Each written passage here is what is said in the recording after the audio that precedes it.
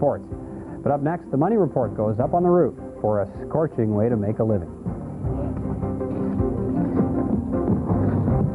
Harry Maddy joins us now with tonight's Money Report, and I want report tonight, Peter. Now, when a heat wave hits Ottawa, there's one job you are glad you don't have, and that's roofing.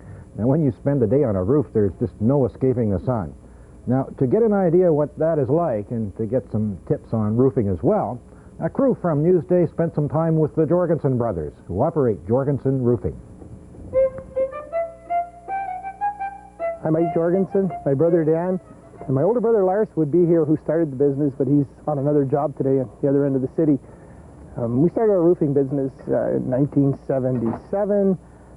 My older brother started it. I joined him in 78. After we married sisters, we figured we should be partners. My older brother Lars and my younger brother run crews that do work, and I drive around truck all day trying to get jobs, talking to customers, basically selling ourselves to people, who we are and the kind of quality of work that we do. Summertime, our busiest time, we usually put in, those weeks run 60, 65 hours. We work till about from minus 20 in the winter to plus 35 in the summer. After that, it's just too hot or too cold on either end of those extremes.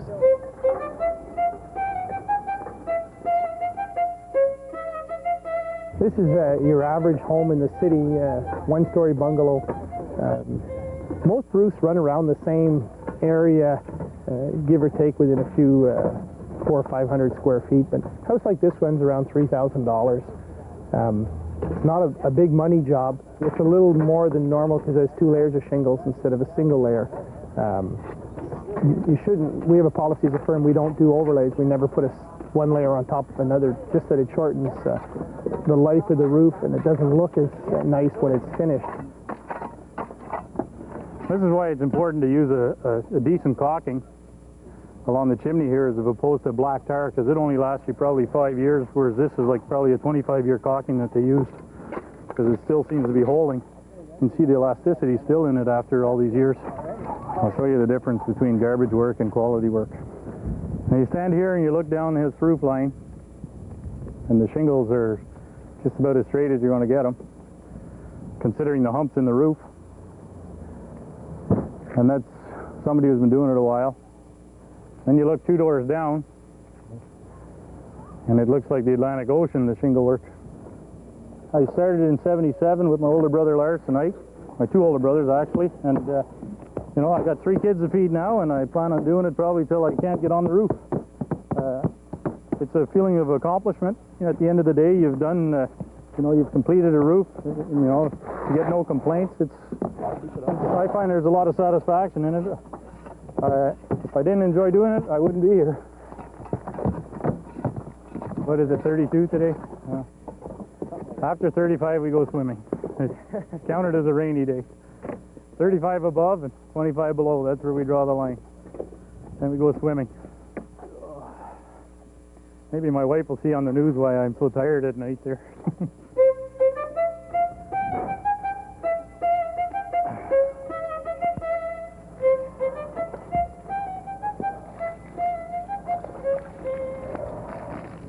Work me, man.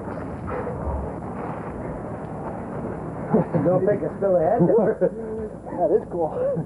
I'll tell you the definition of matting. When you get the house on a hot day like today and the water's shut off and there's nobody home. If I were a rich man,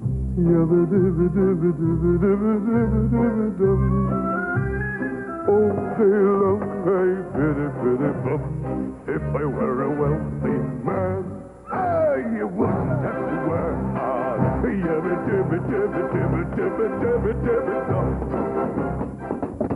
Just say I wish I had a nickel for every nail I pounded in there. I might be sitting on the beach today. A final consumer tip from the Jorgensen brothers. They say if you hire a roofer and after the job is done, before you pay the bill, you should climb up on the roof and have a real good look at the job first before you pay. Well, it was interesting. That's what they say the consumer should do. Well, the shot they showed us where you can actually see the waves in one of the roofs.